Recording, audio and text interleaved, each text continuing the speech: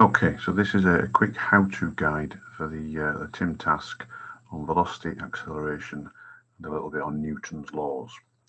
Okay, so by the end of this task, hopefully you'll be able to demonstrate the skills required to plot a time versus velocity graph, which we have done previously. You also need to demonstrate the skills required to calculate the acceleration of an object from a time versus velocity graph. So we need number 1 to do number 2. I'd also like you to be able to recognize a graph that shows a parachute jump. There's a bit of a hint there. And then number 4, it says demonstrate the skills required to draw force diagrams for unbalanced and balanced forces. Now this is something that you would have done lower down the school, but it's something that you need reminding of in this particular task. And then finally, I'd like you to demonstrate the ability to use Newton's second law to calculate the resultant force on an object. Okay, so the first part of this task is to plot the velocity versus time graph.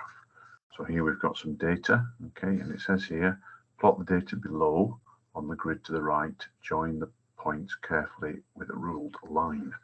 I'll just add that extra in there, okay. So our first data point is time 0, the velocity of this object is 0, okay, so we put a nice bold cross down here to show that's the start velocity. After 5 seconds, this object is doing 41 meters per second. So we go along to 5 and then up to 41. Okay, so each of these tiny squares is worth 1 meter per second. So we're going to put the 41 there. After 10 seconds, it's doing 55 meters per second. So again, I'll plot that point there. After 15 seconds, it remains at 55 meters per second. So we've got a constant velocity. After 20 seconds, however, its velocity reduces quite drastically to 12 meters per second. At 25, it's doing 5 meters per second. 30, it's also doing 5 meters per second. At 35, still doing 5 meters per second. 40, still doing 5 meters per second. But at 45 seconds, it drops down to 0 meters per second. Now, it says to join these points up carefully. Okay, so we'll join the first 2 points up and so forth.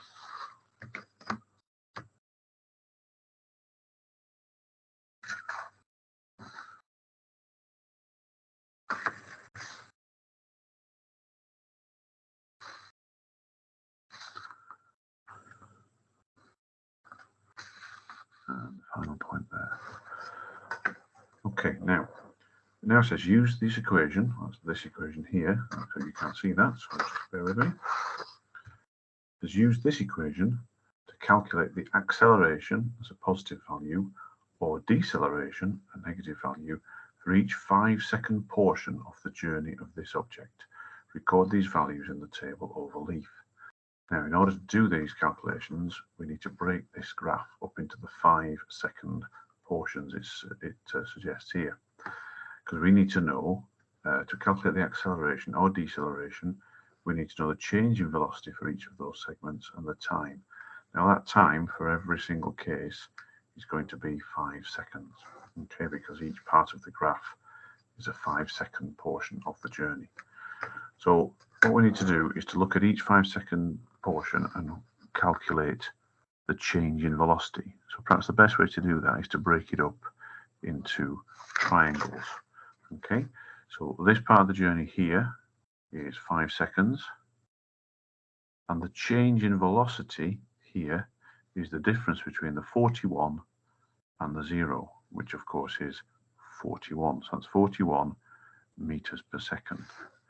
So if we put those values into this equation here, the change in velocity is 41, and we need to divide that by 5.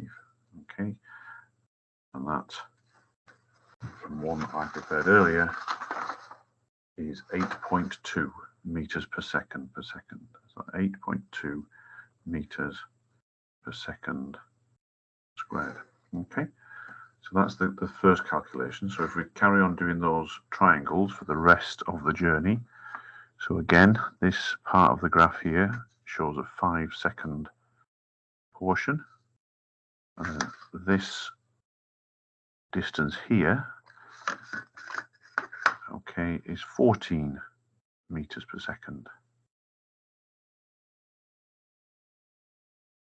This part of the graph, there is no change in velocity. Okay, so the acceleration here is going to be 0. Okay, so we can put that in later.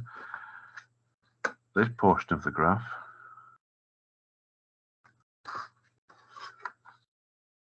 has a decrease in velocity of 43 meters per second. That's minus 43 meters per second, because that's the difference between 55 and the 12.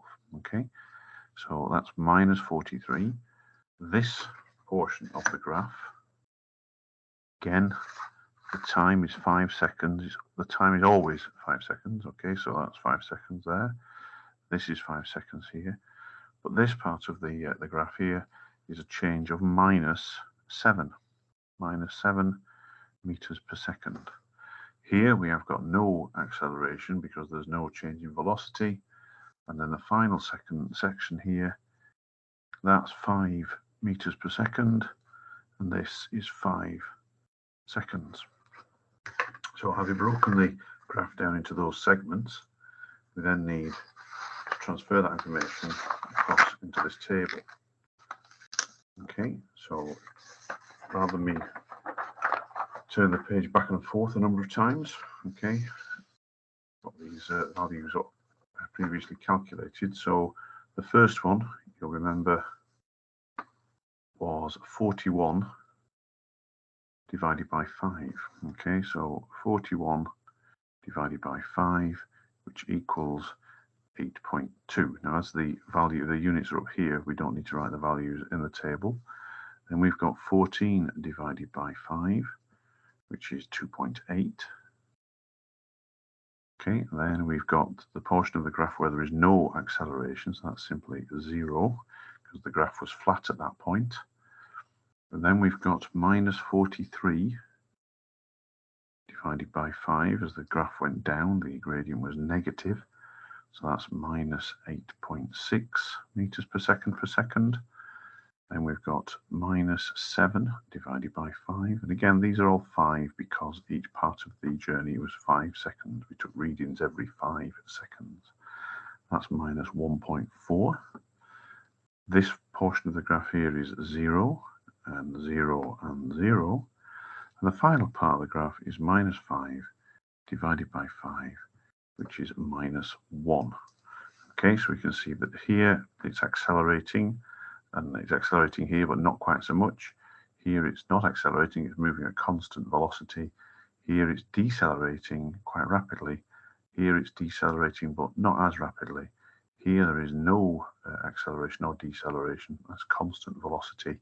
And here it's decelerating at a rate of minus 1 meters per second. So we now need to transfer this data onto this graph. Now, unfortunately, I made an error when creating these axes. We haven't got enough room at the bottom, but we'll cope with that when we come to it.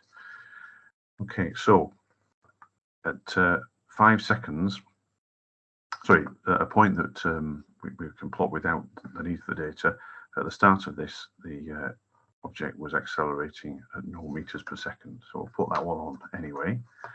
But then after 5 seconds, we've calculated that it was accelerating at 8.2 meters per second. So meters per second. So at 5 seconds, it was doing 8.2. Okay. After 10 seconds, it was doing 2.8. So after 10 seconds, we've got 2.8. So here it's accelerating rapidly. Here it's still accelerating because the value is positive, but not quite so rapidly.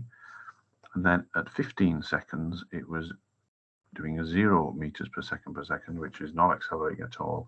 It's traveling at a steady rate. Now the next point gives us a problem because I didn't leave enough graph at the bottom, but I'm sure we can be creative about that.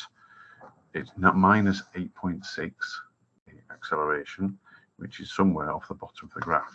So if we measure what 8.6 would look like on the top scale, so what I mean by that is if I move the the 0 on my ruler here to 8.6, I can see that down here it's at 11.2 centimeters. So I'm going to transfer that, if I can, onto here.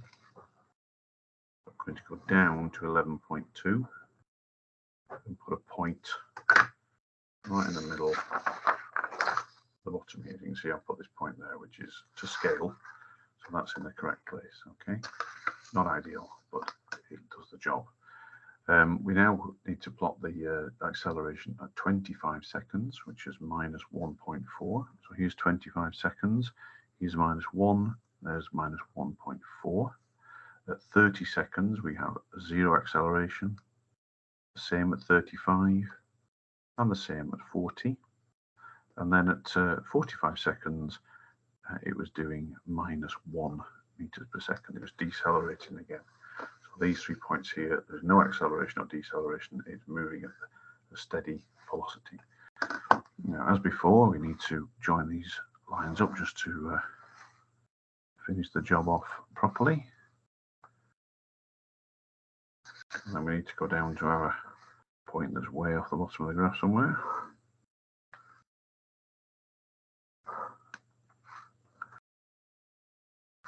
And then this one here.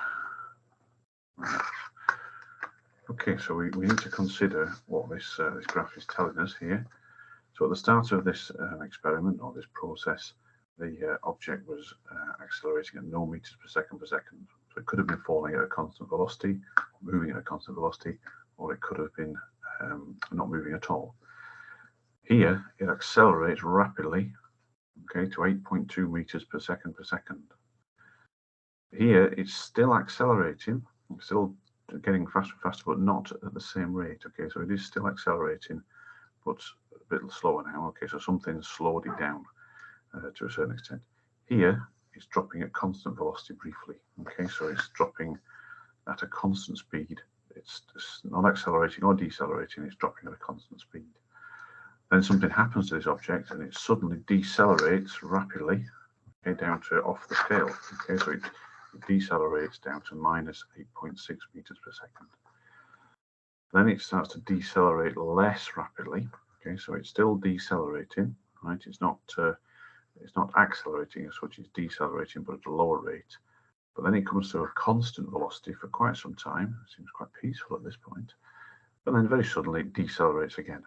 Okay, so all this information, the story of this graph tells us, which I suspect you've guessed already, this is the story of the journey of a parachutist. Okay, so we could write here a parachute jump.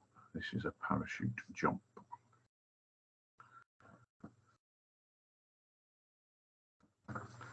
Okay, so the next section though is something old, something new.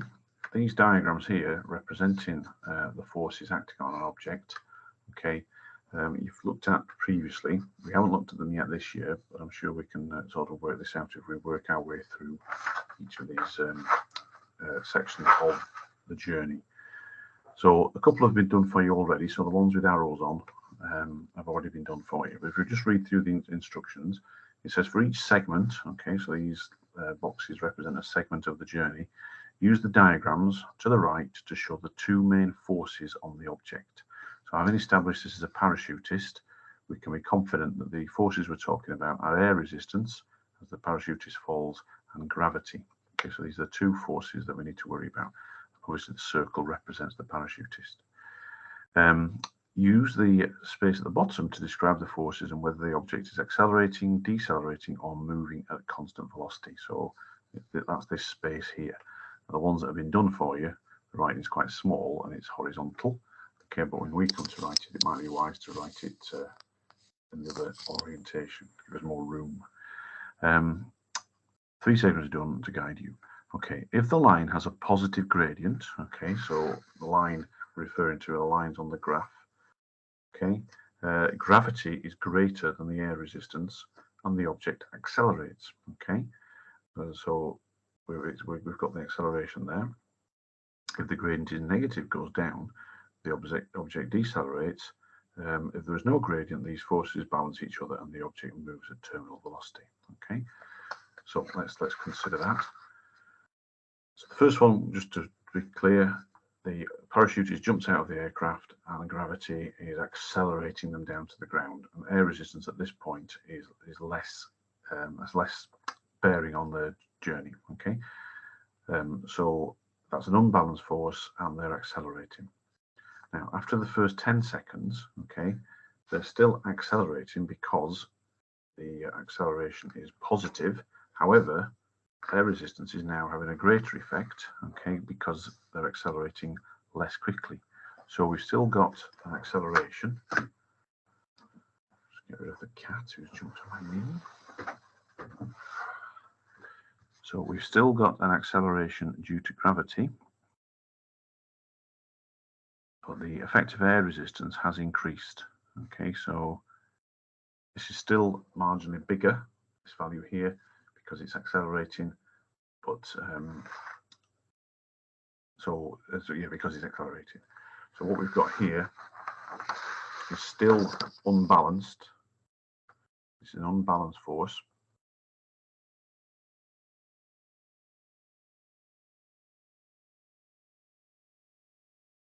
And it's a lower acceleration.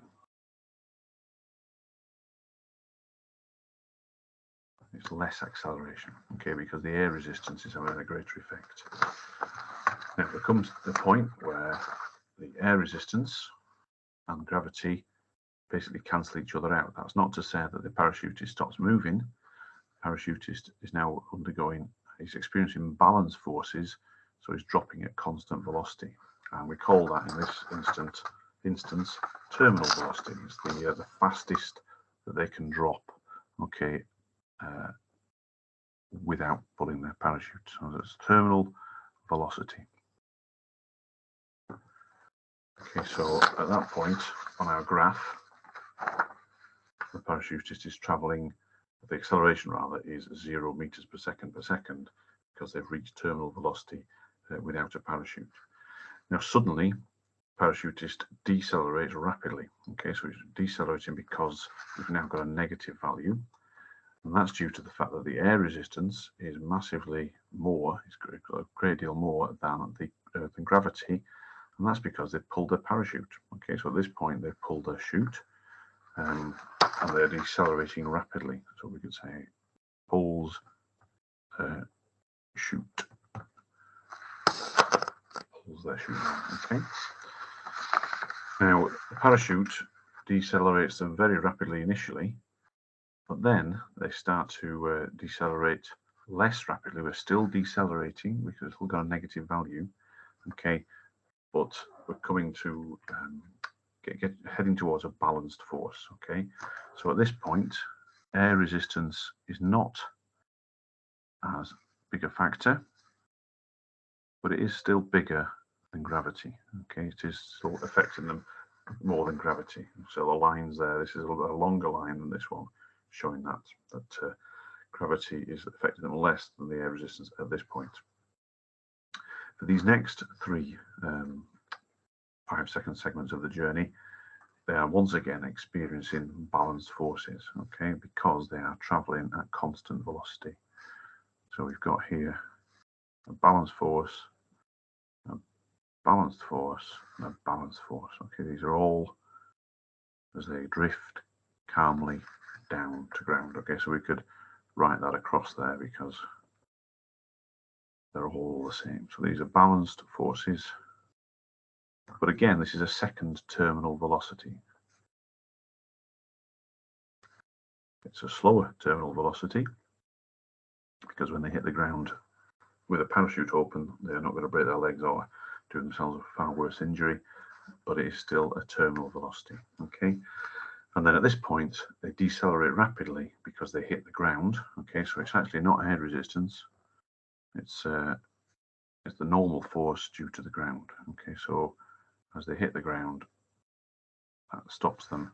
So that's actually a bigger force than gravity. Okay, and they stop dead. And we could annotate this graph over here to show these sort of parts of the journey, but you can do that yourselves later. And then the final part of this task, we're going to mix in a bit of Newton's second law here. So you could read through this, but basically Newton's second law says that the resultant force acting on an object is equal to the mass of that object times the acceleration. Okay, so over here it says use the information on Newton's second law, that's this box here, and your previous work to calculate the resultant force on the parachutist as they fall. Take the acceleration from the table on the previous page and give your parachutist a sensible mass. This would be a value between 60 and 100 kilograms. Okay, that's the mass of a normal person. Remember, if the parachute is accelerating, the force will be positive. If they are decelerating, it will be negative. If they are falling at constant speed, it will be 0 newtons. Okay, this cat started to annoy me. Get off my knee. So, if we look across our table over here, okay, the acceleration from 0 to 5 seconds is 8.2 meters per second. The acceleration from 5 to 10 is 2.8 meters per second. So we're just copying these values from the table over here. So 5 to 10 is 2.8. Then we've got an acceleration of 0 because they were traveling at constant velocity. Then we've got 15 to 20 seconds is minus 8.6. And then the final section, I've missed a section out. Okay, we've missed the sort of the deceleration here. We've gone straight for this section of the journey here where they're traveling at 0 meters per second. Okay, or the acceleration rather is 0 meters per second. So if we now apply these numbers to Newton's second law and introduce a sensible mass, okay, so what we're looking for is the force, okay, is mass times acceleration. So mass, you can pick your own value. I'm going to pick 120, even though that's out of range. And I'm going to multiply that by 8.2 meters per second. Okay, and that gives us a value of 984 newtons. Okay, so you multiply kilograms by meters per second, you get newtons. If we do the same calculation, except this time we're going to use the acceleration here, which is 2.8 meters per second, and we get a resultant force of 336. What is that? 336 newtons.